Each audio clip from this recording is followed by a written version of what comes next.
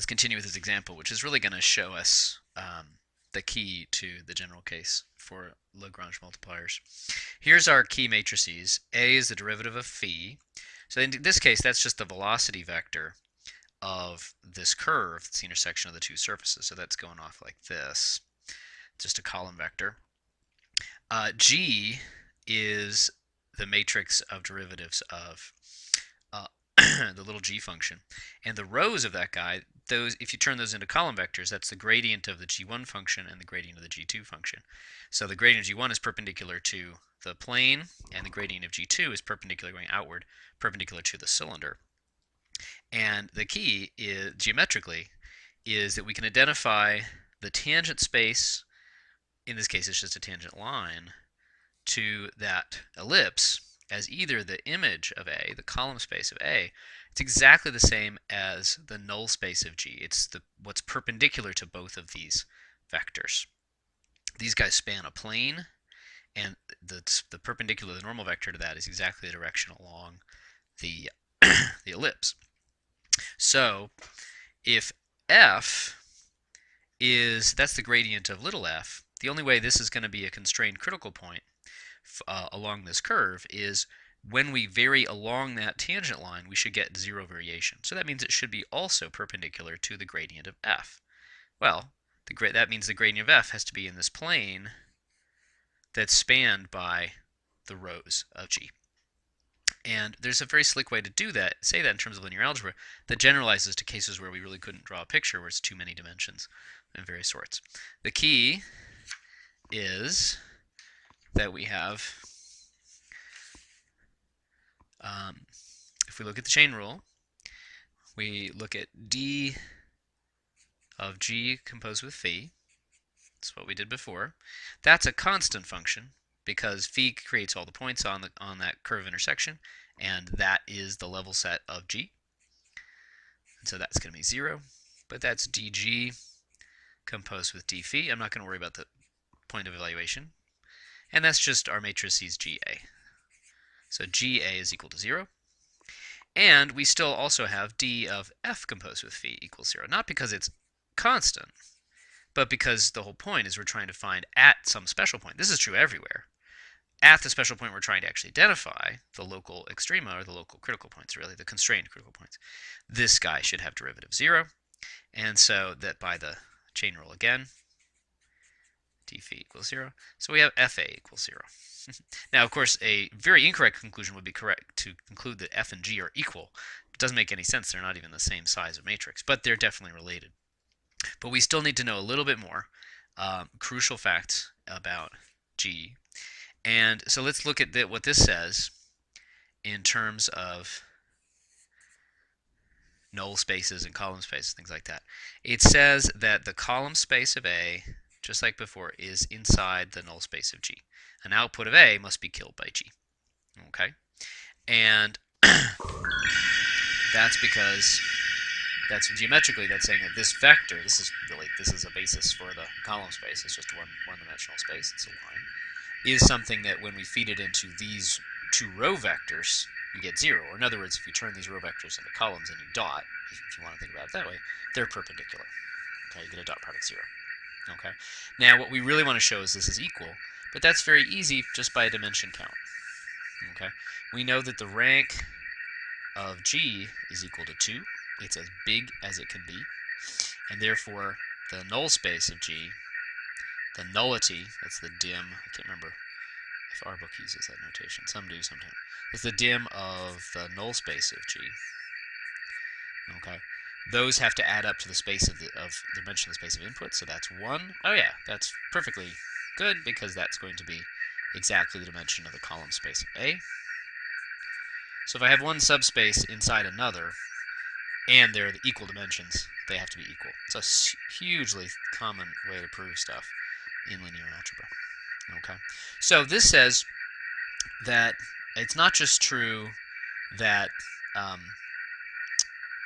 the column space of A is some of the things that are killed by G. It's all of the things that are killed by G. And so you should be able to analyze something in terms of A, and that's really about creating the surface implicitly in terms of G. And that should be true because the surface was defined from the first as implicitly as a level set of little g. But this says that nothing is screwing up with the derivatives. That everything that we create explicitly on a tangent level, that's the image of d phi, is exactly the same thing as everything that's killed on a tangent level by g, that's the derivative of the function that it's the level set of. So it's saying that everything we would expect to be true is true and doesn't screw up on the level of tangents. Okay, so now just a little bit of manipulation. Let's see. Fa equals 0. That also implies that this is an inequality, or a subset inclusion. Now that's not an inequality. It doesn't have the right dimension. F is a 1 by 3 row vector. It's going to have 2 dimensions in its null space, and this guy is just 1 dimensional. But that's okay. Because that's not what we really care about. Okay, what are we trying to show? We're trying to show that this vector is a linear combination of these two guys.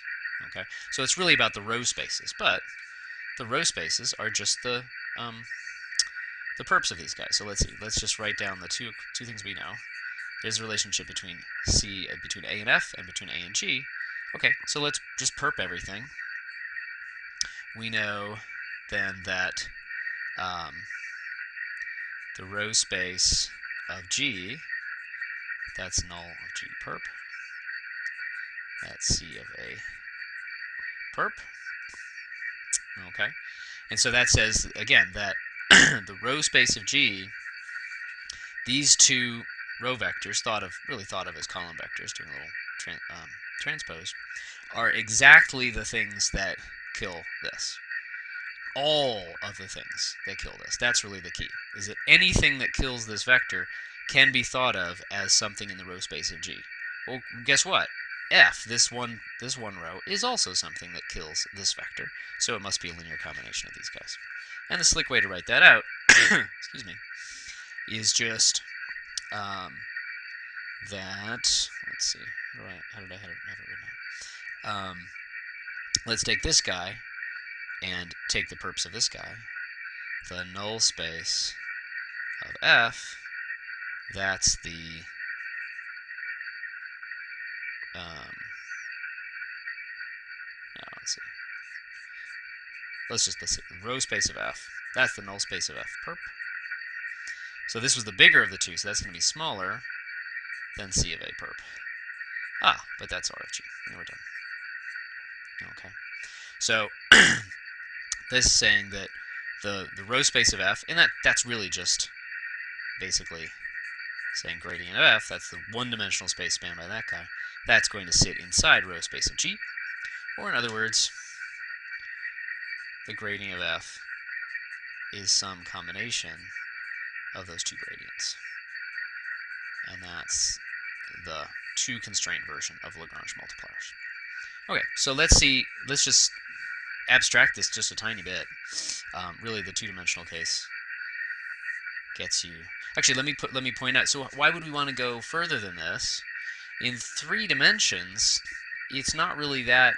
You pretty much either have one constraint or two constraints. If you have one constraint, you have a surface, and you're trying to find a constrained critical point on that guy. If you have 2 constraints, then you intersect that surface with something else, and you get a curve. If you have 3 constraints, you're going to get down to a point, and it seems unnecessarily complicated to do all this stuff, although it might not be too bad. So it's really about higher dimensions. And let me just mention briefly, in Schifrin's book, he has a good example. I'm not going to go through the details, but he has a good example of, let's say, if you have an ellipse and a line, find the 2 points that are closest. Now, geometrically, it seems like it should be where those guys, that's perpendicular, and that's perpendicular to the tangent line to the ellipse. And that's exactly what Lagrange actually shows you, and very directly as well, more directly than if you were trying to parameterize. And how would this be set up? Well, we need 4 variables. You need here, like uv, and here xy. And so we're in R4, and our function of uv xy is going to be x minus u squared plus y minus v squared. Really, it's the square root that we super care about, the the distance, but the usual trick is to just look at the square distance, because then it gets rid of the annoying square root. So there's a function of 4 variables. It's very natural. It's a 2-dimensional problem, but really, secretly, it's a 4-dimensional problem when you consider the variation of the two-dimensional pieces of information. And then there's going to be a constraint on this guy and a constraint on this guy, that this is on the line and this is on the ellipse. So that's probably one of the simplest examples I know of that gets you into higher dimensions, even though you didn't think you were doing a higher dimensional problem to start with. So it's the typical thing. People think of higher dimensions as this bizarre abstract thing. It's just really, if you do a complicated problem in lower dimensions, you're really doing a high dimensional problem. So in general, let's trot out the formalism of the actually let's separate that out to one final video. But what I'll do is trot out the somewhat abstract formalism and notation for the implicit function theorem, and then see how exactly the same considerations we did in this example lead to the very general statement of Lagrange multipliers.